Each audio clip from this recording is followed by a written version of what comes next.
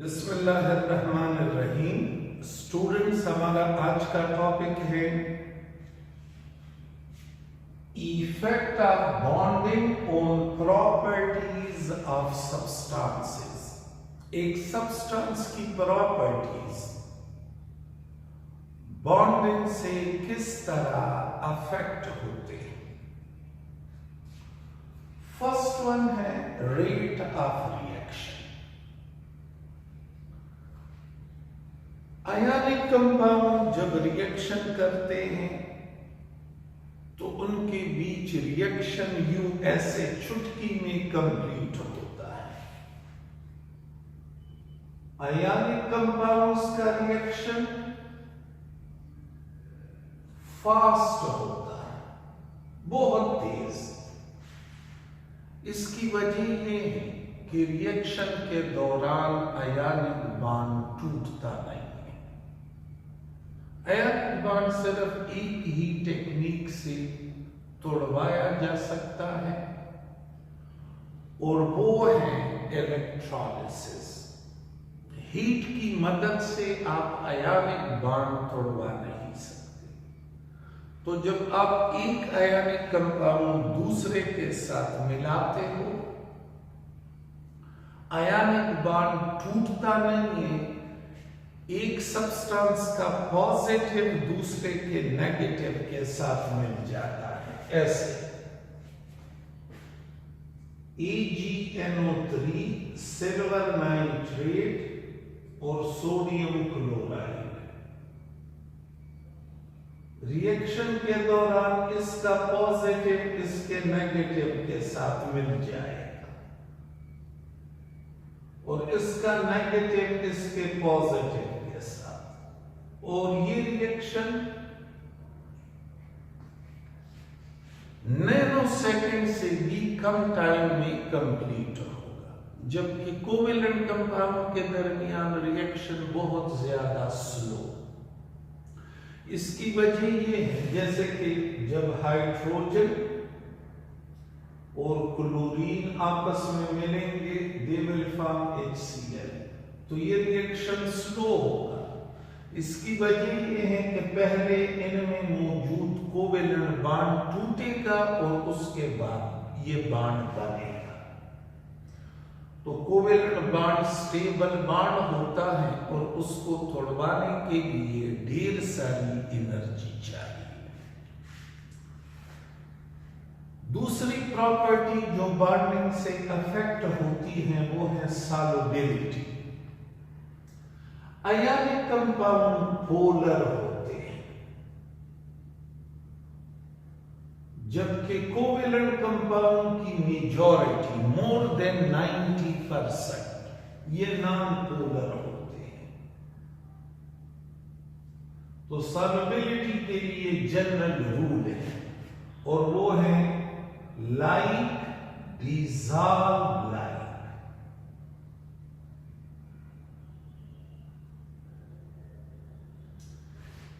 एक जैसी चीजें आपस में सॉल्युबल होती है। आयनिक कंपाउंड पोलर सॉल्वेंट में सॉल्युबल होते हैं,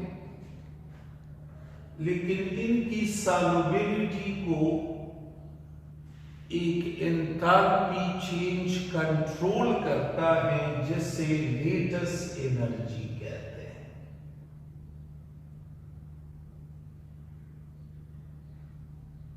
लेटस एनर्जी अगर कम हो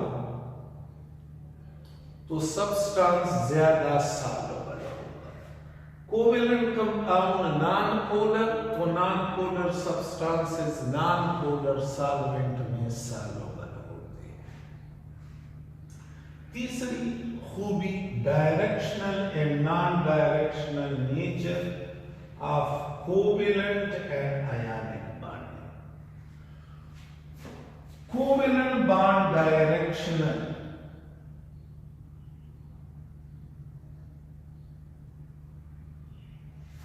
ionic bond non directional. Non directional से क्या मुराद है? तो तो फर्ज करें मेरे पास सोडियम क्लोराइड है, सोडियम क्लोराइड।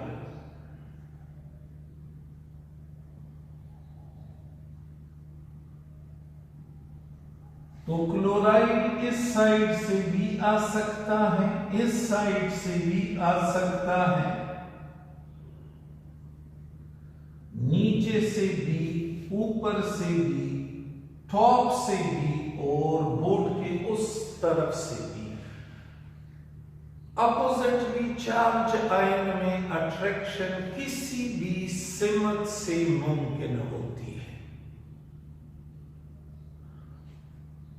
तो आयनिक बॉन्ड हुआ नॉन डायरेक्शनल, जबकि कोवेलेंट बॉन्ड बनता है ऑर्बिटल के ओवरलैपिंग से, और ऑर्बिटल डायरेक्शनल होते हैं।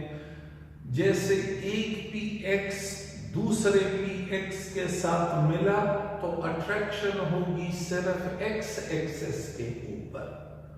इसका ये मतलब है कि कोवेलेंट बॉन्ड डायरेक्शनल, जबकि आयनिक बॉन्ड नॉन डायरेक्शनल होगा।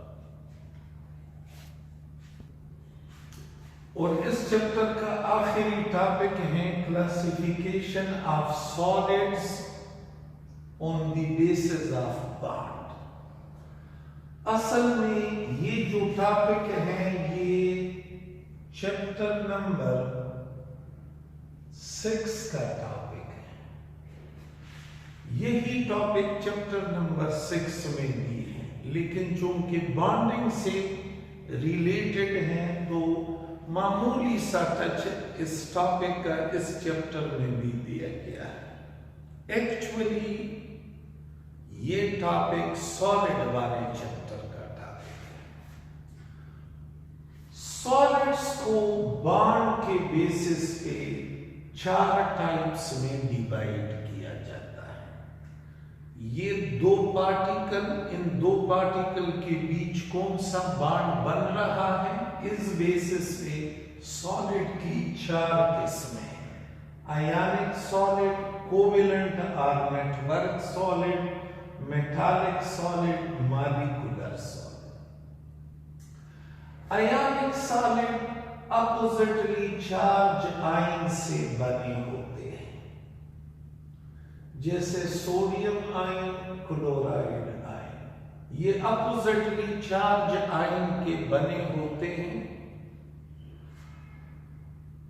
ये अपोजिटली चार्ज आयन इलेक्ट्रोस्टैटिकली एक दूसरे को अट्रैक्ट करते हैं, और इस अट्रैक्शन को जो इनके बीच है आयनिक बॉन्ड कहते हैं। इन दोनों के बीच जो अट्रैक्शन है वो आयनिक बॉन्ड कहलाता है। आयनिक सॉलिड हार्ड होते हैं, पोलर होते हैं, और इनके हाई मेल्टिंग और बॉइलिंग पॉइंट्स होते हैं। हार्ड, पोलर और इनके हाई मेल्टिंग और बॉइलिंग पॉइंट्स होते हैं। कोवेलेंट या नेटवर्क सॉलिड ये एटम के बने होते हैं।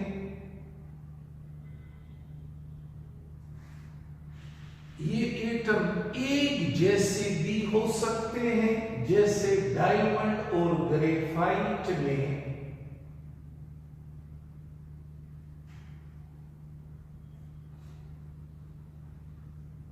एक जैसे एटम, कौन से कार्बन एटम, और सिलिकॉन डाइऑक्साइड में मुख्तलिफ एटम, सिलिकॉन और ऑक्सीजन।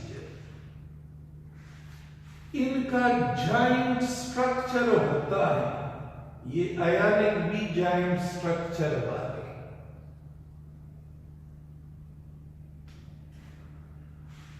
इनमें एटम एक दूसरे के साथ बॉन्डेड होते हैं, चाहे वो एक जैसे एटम हो या मुख्तलिफ एटम हो, कोवेलेंट बॉन्ड के थ्रू। जैसे इस रो में ये चेयर्स आपस में कनेक्टेड है, बिल्कुल इसी तरह कोवेलेंट या नेटवर्क सॉलिड में एटम आपस में कनेक्टेड होते हैं, यानी एक कार्बन दूसरे के साथ फिर हर एक आगे मजीद युग जाएगा और नतीजे में एक बड़ा सा सॉलिड बनेगा। इसमें कोवेलेंट बॉन्ड की ये नेटवर्क मौजूद होगी। For this reason they are called network solid.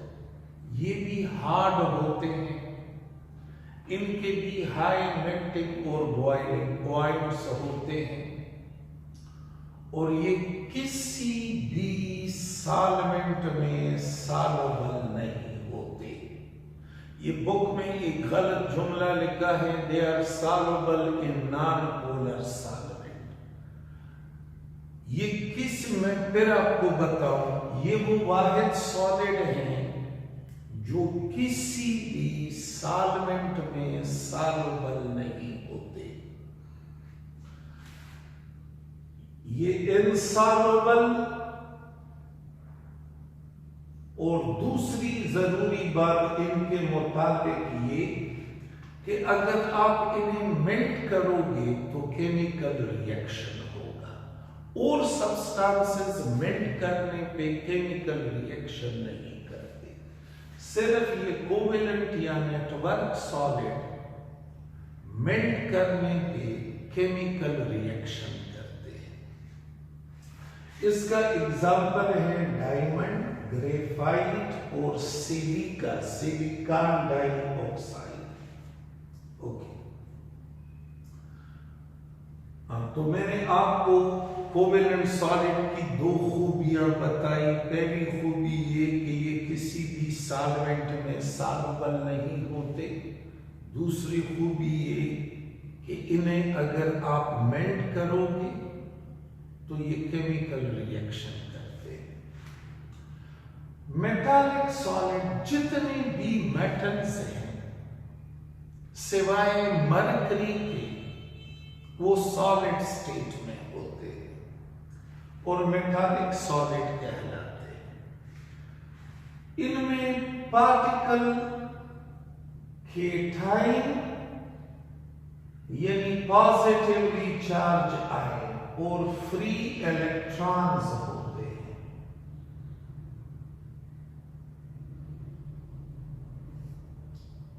ये केटाइन्स और ये फ्री इलेक्ट्रॉन एक दूसरे को अट्रैक्ट करते हैं और अट्रैक्शन को मेटालिक बॉन्ड कहते हैं। अच्छा, what is this metallic bond? तो लॉरेन एक साइंटिस्ट था जिसने मेटालिक बॉन्ड का कंसेप्ट दिया था। लॉरेन के मुताबिक मेटल के सारे एटम अपने वैलेंस इलेक्ट्रॉन लॉस करते हैं और जब मेटल के एटम वैलेंस इलेक्ट्रॉन लॉस करें तो इलेक्ट्रॉन का एक समंदर बन जाएगा। ये इलेक्ट्रॉन,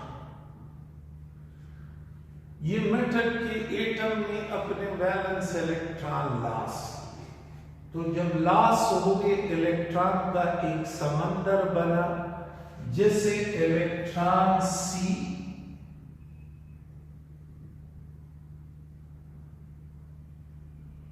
या इलेक्ट्रॉन गैस या इलेक्ट्रॉन क्लाउड कहते हैं।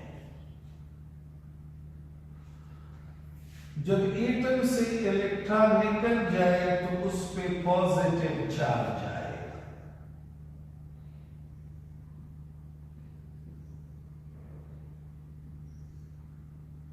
केटाइन बन जाएगा, केटाइन।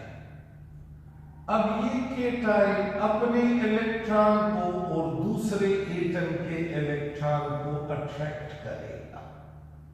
इसी तरह ये केटाइन इन इलेक्ट्रॉन को अट्रैक्ट करेगा। इसी तरह ये केटाइन यूं ये सारे केटाइन अपने इलेक्ट्रॉन को भी और दूसरे एटम के इलेक्ट्रॉन को अट्रैक्ट करते हैं।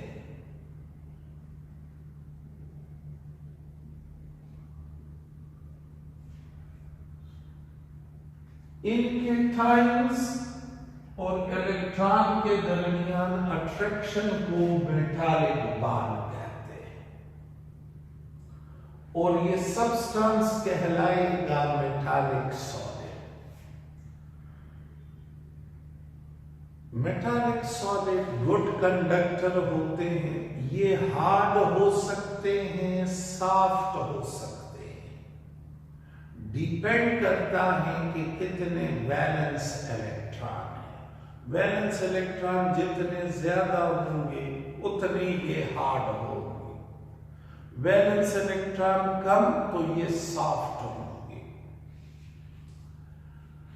मॉलिक्यूलर सॉलिड, अच्छा, इनके जो मेल्टिंग और बॉइलिंग पॉइंट्स हैं वो लो हो सकते हैं, हाई हो सकते हैं, अगेन डिपेंड करता है वैलेंस इलेक्ट्रॉन पे।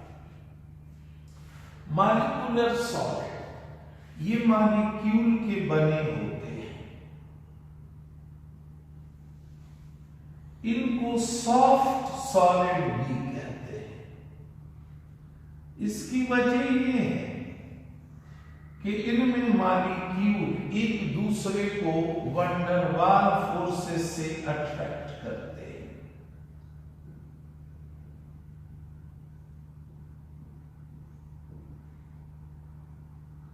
एग्जाम्पल है आइस, जिसमें एक वाटर मॉलिक्यूल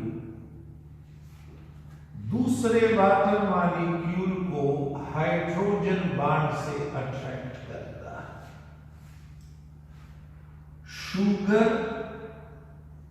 शुगर में भी एक शुगर मॉलिक्यूल दूसरे को अट्रैक्ट करता है बाय हाइड्रोजन बॉन्ड।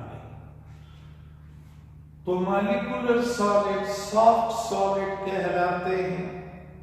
वजह यह है कि इनमें वीक वैन डर वाल फोर्सेस होते हैं जो इन फोर्सेस जितने स्ट्रांग नहीं होते। तो ये हार्ड ये सॉफ्ट होते हैं, इनके लो मेल्टिंग और बॉइलिंग पॉइंट्स होते हैं। ये पोलर भी हो सकते हैं और नॉन पोलर भी हो सकते हैं। स्टूडेंट्स, इस चैप्टर के एमसीक्यूज एक्सरसाइज वाले तो ये है पेज 104 और पहला एमसीक्यू है the head on overlap of p orbital of two atoms. Head on overlap से सिग्मा बॉन्ड बनता है, ऑप्शन ए। बी है, दूसरा क्वेश्चन है which one of the following, तो क्वेश्चन 1 का आंसर हुआ सिग्मा बॉन्ड। दूसरा question which one of the following molecule has pyramidal structure, तो पिरामिडल स्ट्रक्चर उसका होगा जिसमें टोटल 4 इलेक्ट्रॉन पेयर हो, 4 में से 3 शेयर्ड और 1 लोन पेयर, और ये है ammonia NH3। Nitrogen periodic table में ये ग्रुप 5th में है, 3 इलेक्ट्रॉन इसने शेयर कर रखे हैं।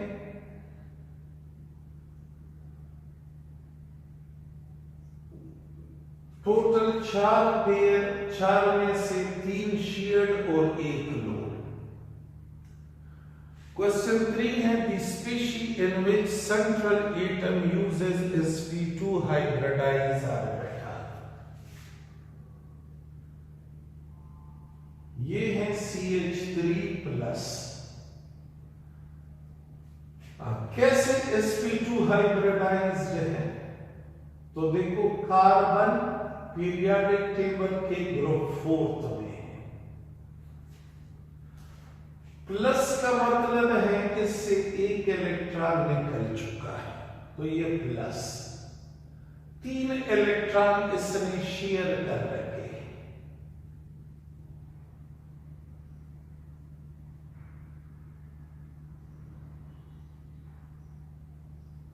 तो ये कार्बन 1 2 3 एटम के साथ अटैच हैं। ये कौन सा हाइब्रिडाइज हुआ? sp2। On the basis of whisper theory, a molecule with 3 bond pair and no lone pair, जब 3 bond pair हो और lone pair ना हो, like BF3, उसका शक्ल होगा ट्राइगोनल प्लेनर।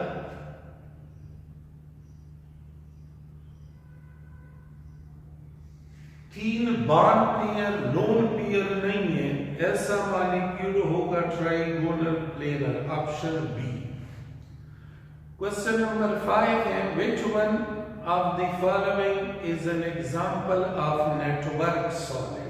तो नेटवर्क सॉलिड जिसे कोवेलेंट सॉलिड भी कहते हैं, अभी हमने पढ़ा, ये है diamond, graphite, silicon dioxide. Option B graphite. Question number 6 है, all are true for pi bond except. Pi bond is formed from sp hybrid orbital. ये गलत है। अगर आपको हाइब्रिडाइजेशन याद हो तो हाइब्रिडाइजेशन में हमने पढ़ा था कि हाइब्रिड ऑर्बिटल से हमेशा सिग्मा बॉन्ड बनेगा। हाइब्रिड ऑर्बिटल से पाई बॉन्ड नहीं बन सकता। तो ऑप्शन ए गलत है। Which one of the, question 7 है, which one of the following molecule has zero dipole moment? Zero dipole moment किसका होगा? तो मैं आपको एक आसान सा ट्रिक बताऊं। Trick for finding dipole moment.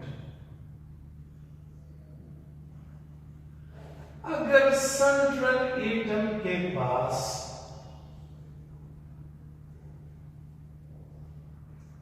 Lone pair of electron है,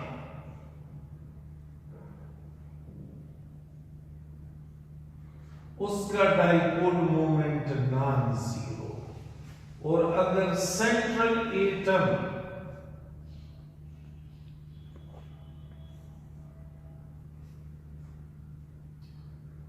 के पास लोन पेयर ऑफ इलेक्ट्रॉन नहीं है, तो उसका डाइपोल मोमेंट जीरो। तो ये है जीरो डाइपोल मोमेंट। ये BF3 है। BF3 में बोरॉन के पास लोन पेयर ऑफ इलेक्ट्रॉन नहीं है।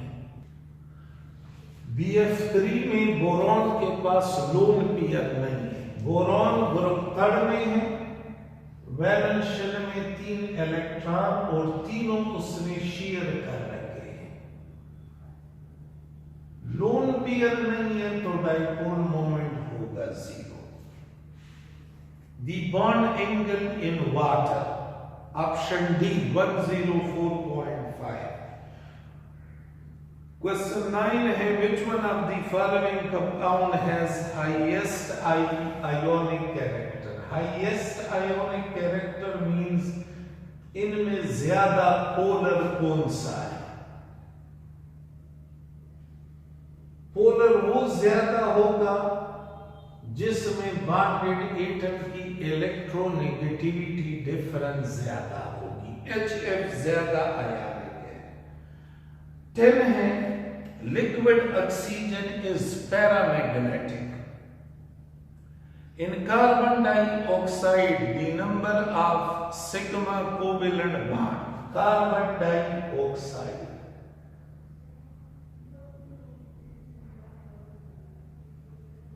ये सिग्मा बॉन्ड, ये भी सिग्मा बॉन्ड। ये पाए बॉन्ड, ये भी पाए बॉन्ड, तो 2 H2S has net dipole moment। ये नेक्स्ट क्वेश्चन है कि H2S का डाइपोल मोमेंट 0 नहीं है, जबकि बेरिलियम फ्लोराइड का डाइपोल मोमेंट 0 है। क्यों? H2, अच्छा, वो जो मैंने अभी आपको ट्रिक बताया कि सेंट्रल एटम के पास जब लोन पेयर होगा तो उसका डाइपोल मोमेंट होगा, और जब लोन पेयर ना हो तो डाइपोल मोमेंट नहीं होगा। इसकी देखो ये वजह भी है, बेरिलियम फ्लोराइड ये पॉजिटिव, ये नेगेटिव, इस बार का डाइपोल मोमेंट इस जानिब, इसका इस जानिब, नेट डाइपोल मोमेंट 0, जबकि H2S का स्ट्रक्चर इस तरह से है, positive to negative, positive to negative. Which one? और इसका है ऑप्शन बी। क्वेश्चन 12 का ऑप्शन है बी। H2S मॉलिक्यूल एंगुलर है, जबकि बेरिलियम फ्लोराइड लीनियर है। क्वेश्चन नंबर 13 है which one has least bond angle. Come bond angle किस में है? तो बी, वाटर में, 104। Bond order in oxygen molecule is 2। Oxygen molecule का बॉन्ड ऑर्डर है 2। बॉन्ड ऑर्डर का मतलब है नंबर ऑफ बॉन्ड, तो ऑक्सीजन मॉलिक्यूल में 2 ऑक्सीजन के बीच डबल बॉन्ड है। The unhybrid p orbital in sp2 hybridization is perpendicular to sp2 hybridized orbital। sp2 hybridized orbital में जो अनहाइब्रिड p ऑर्बिटल होगा वो इन बाकी तीनों के परपेंडिकुलर होगा, तो ऑप्शन सी।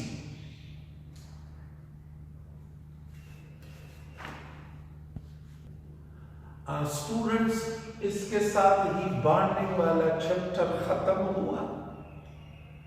इसके बाद जो चैप्टर हम स्टार्ट करेंगे वो लिक्विड चैप्टर शुरू करेंगे, लिक्विड वाला। बीच में जो गैसेस चैप्टर है वो थोड़ा सा मुश्किल है, तो वो जब इंशाल्लाह लॉकडाउन खत्म हो जाएगा वो फिर पढ़ेंगे।